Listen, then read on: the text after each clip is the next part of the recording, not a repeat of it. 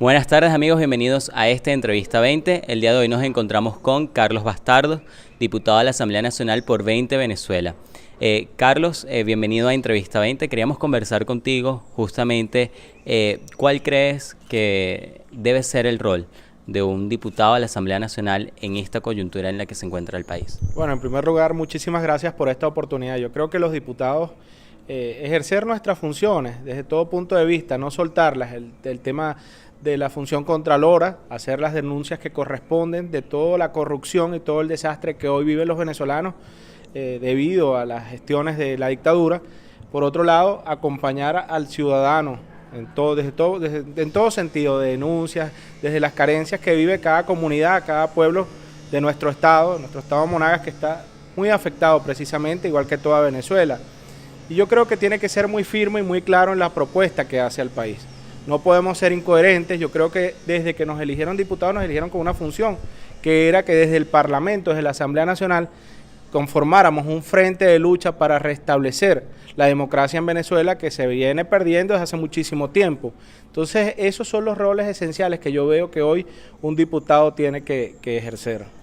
Bien, ahora, digamos, la fracción 16 de julio ha venido ejecutando varias acciones desde el Parlamento con la intención de, bueno, hacerse sentir en la Asamblea Nacional como una alternativa democrática, digamos. ¿Cuál crees que es el rol que debe jugar la fracción 16 de julio en frente de la situación política que estamos viviendo, ¿no?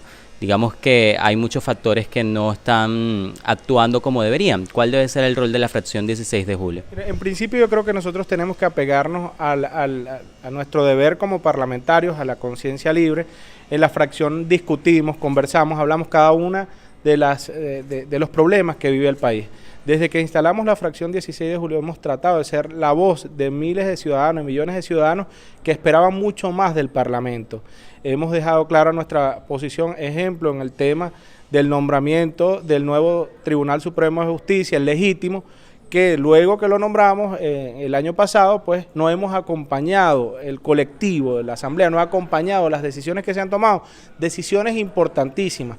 Yo quiero recordar, por ejemplo, que esos magistrados que fueron nombrados legítimamente con un proceso, como bien dicta la ley, la Constitución, pues están en el exilio porque fueron perseguidos por el régimen. Sin embargo, desde afuera se han reunificado, han tomado decisiones, la Asamblea de hecho aprobó lo que fue el antejuicio de mérito a Nicolás Maduro y debe proceder en consecuencia.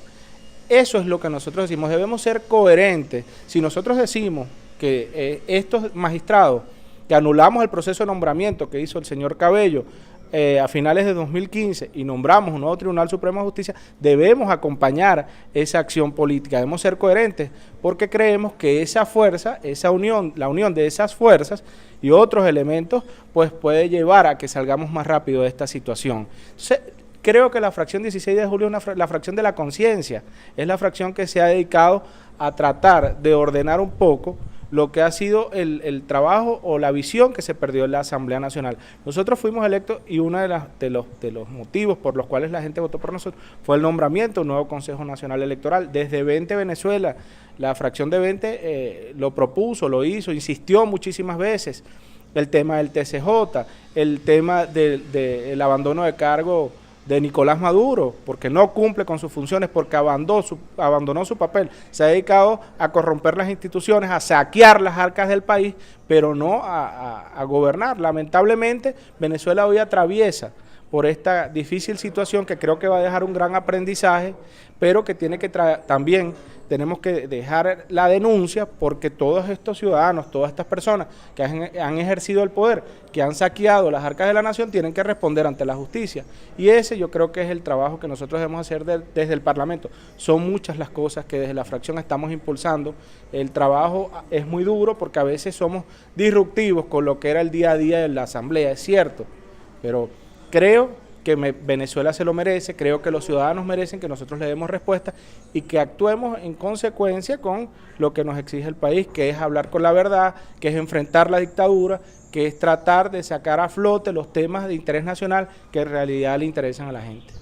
Ahora bien, hablando de conciencia, de hablarle claro a la ciudadanía, ¿Sí cree Carlos Bastardo que es posible conquistar la libertad del país? ¿Y cómo ves que va a ser, cómo va a ser esa conquista de la libertad? Mira, yo creo que Venezuela está en efervescencia. Tú recorres las calles de Monagas, que es donde yo vivo, en el caso de Maturín, los municipios del interior, y ves gente molesta, el descontento, ves protestas diariamente por comida, por agua, por gas, por transporte público, y eso va creciendo. Nosotros hemos dicho que acompañaremos la protesta cívica, la protesta ciudadana, pero hay un elemento esencial que debe concretarse, y es la salida del dictador. Si Nicolás Maduro se mantiene en el poder, jamás el país podrá salir de este atolladero. Entonces yo creo que todos los elementos de fuerza, el respaldo de la comunidad internacional, que ha sido contundente, voces como la de Luis Almagro, yo creo que el día de mañana nosotros vamos a tener que hacerle un reconocimiento, pero así el Grupo de Lima, la Unión Europea, pues que están empujando desde todo punto de vista para que podamos mejorar la situación, el entorno. Yo creo que estos cambios en Brasil y Colombia nos van a ayudar mucho, de los Estados Unidos. Hay una política cierta porque se entiende lo que pasa en Venezuela, cómo las mafias se apoderaron del poder y están dispuestos a ayudarnos. Creo que hoy los ciudadanos tienen una visión más clara de que tienen que pararse firme, de que no pueden dejarse doblegar, de que no se pueden dejar someter, a pesar de la barbarie y la violencia con la que actúa el régimen, y lo vivimos claramente en 2017. Sin embargo, yo creo que desde ese esfuerzo que hacemos en la Asamblea Nacional, el TCJ legítimo, la fuerza de la comunidad internacional, la sociedad civil, los ciudadanos organizados, sí van a lograr el quiebre del régimen, y muy pronto restableceremos lo que es, digamos, el orden constitucional. Yo creo que sí va a haber una transición que nos va a ayudar a ordenar el país, y Venezuela saldrá adelante, nos reencontraremos los venezolanos, porque hay que entenderlo, esto es un problema de los que vivimos en Venezuela, pero también de esa diáspora que hoy abandona el país con desesperanza porque no ven posibilidades de que esto se resuelva.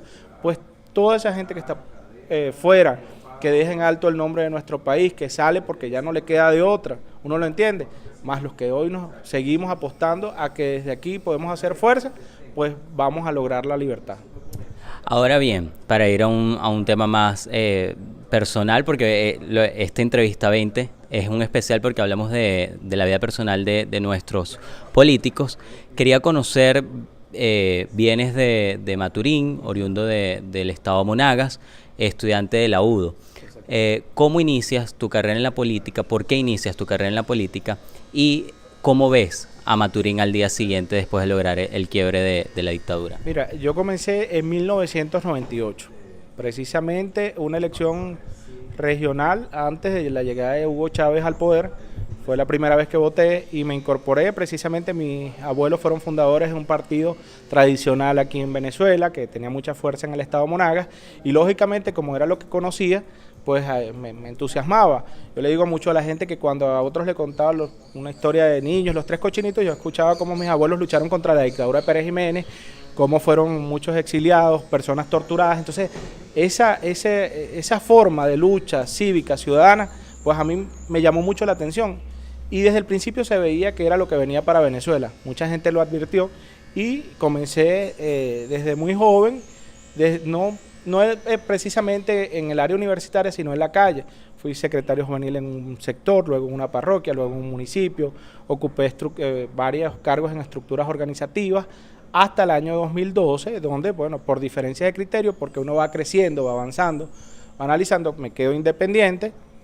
Y posteriormente, las elecciones que se dan para el 12 de octubre, asumo un comando de campaña en la parroquia más grande del estado Monagas, más de 120.000 electores, y esa parroquia se gana. Logramos articular un trabajo después de mucho tiempo y se gana.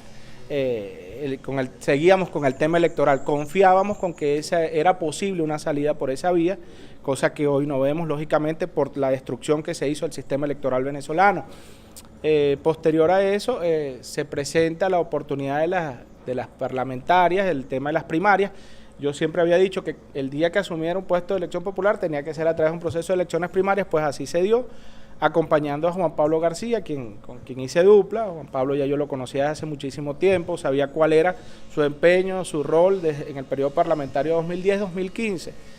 Y bueno, nos sumamos en esa lucha, ganamos esas primarias, luego fuimos al proceso del 2015, ganamos también, pero creo que cada uno de esos escalafones, cada una de esas actividades que me tocó desempeñar, que me tocó desarrollar, me enseñaron a conocer a la gente, el tema organizativo, conocer las comunidades, cómo contactar a los ciudadanos, entender cuáles son las vivencias, las carencias y el tema humano, porque a veces no es más que números. Las políticas, de repente tú puedes hacer un análisis numérico, pero tú tienes que llegar al sitio, ver qué es lo que está pasando, cómo se desarrolla el día a día de esa gente.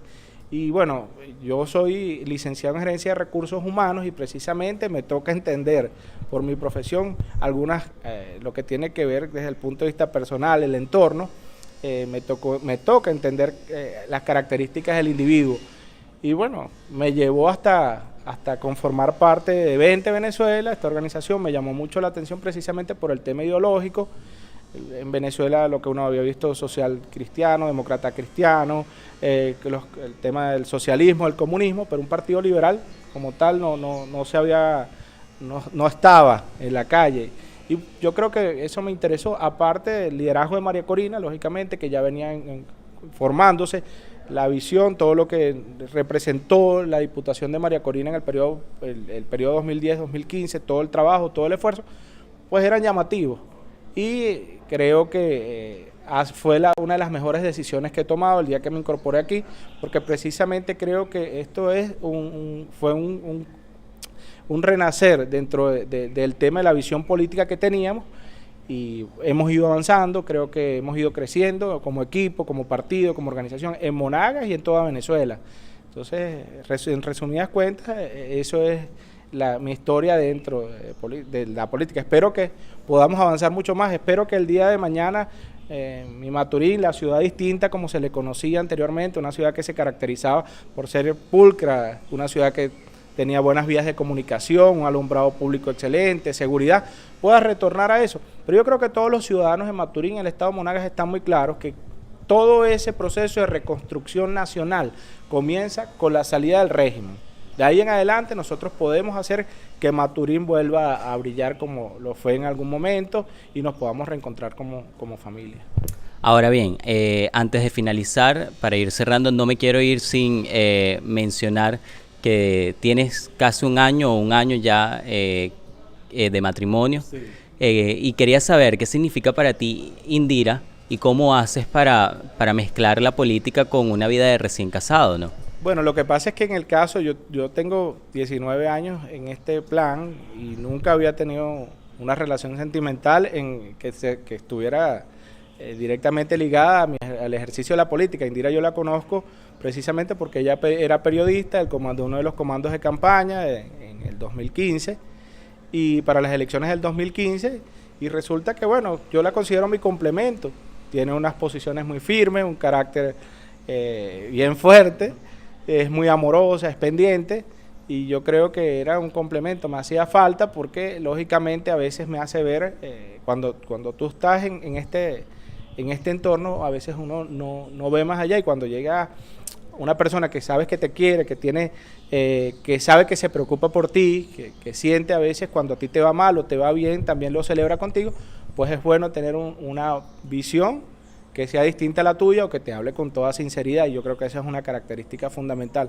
Lógicamente, el amor es esencial para poder, digamos, sobrellevar algunas cargas, porque lo he dicho en varias oportunidades, estar casado, hacer política, cumplir con tu rol como diputado, pero también tienes que cumplir con tu papel en la casa, las cuentas, el trabajo, todo tiene que engranarse muy bien, y yo creo que lo estamos haciendo hasta el momento de forma efectiva.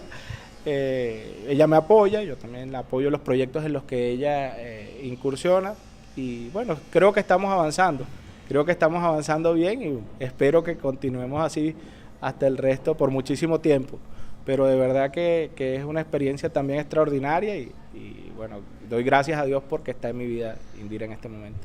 Amén, amén. Ya para finalizar, Carlos, cuando antes de iniciar la entrevista me comentabas que casualmente el traje que usas hoy fue el mismo que usaste cuando te juramentaste como diputado y tu primer día de gestión como diputado. Me imagino que así como mantienes el traje, mantienes tu compromiso con los venezolanos. ¿Qué mensaje le envías a los ciudadanos venezolanos que te eligieron como diputado a la Asamblea Nacional? Efectivamente, lo decía porque lo utilicé en esa oportunidad y después lo guardé, bueno, lo saqué ahora y creo que el compromiso que nosotros, no solamente Carlos Bastardo, Juan Pablo García, Omar González, Luis Barragán, Ignora Hernández, que también está sumada a la fracción de 20 y luego a la 16 de julio, y todos los que estamos en este trabajo seguimos con un compromiso inquebrantable por el rescate de la libertad y la democracia. Nosotros no nos vamos a detener, nosotros no nos vamos a someter, no nos vamos a doblegar, no nos vamos a dejar chantajear, vamos a debatir, vamos a discutir y el criterio siempre va a ser lo mejor para Venezuela. Vamos a tratar desde todo punto de vista que nuestro esfuerzo, ese gran esfuerzo que se hace de llegar desde el interior del país a Caracas para estar 1, 2, 3 días en el Parlamento, sean efectivos y representen lo que en realidad la gente quiere, que es que un Parlamento sea la punta de lanza para la recuperación de la libertad y la democracia de Venezuela. Entonces, lo digo, mi compromiso sigue firme, igual que en 2015, luego en 2016, cuando nos juramentamos, seguiremos trabajando, cueste lo que cueste, y yo quiero decirle a todos los ciudadanos de Venezuela y de mi estado Monagas que seguimos en la calle, seguimos en la lucha, nosotros no vamos a abandonar a Venezuela y seguiremos trabajando. Bien, bueno, con ese compromiso, muchísimas gracias por aceptar la entrevista. Muchísimas gracias. Y así llegamos al final de esta entrevista 20. El día de hoy nos acompañó Carlos Bastardo, diputado de la Asamblea Nacional por 20 Venezuela.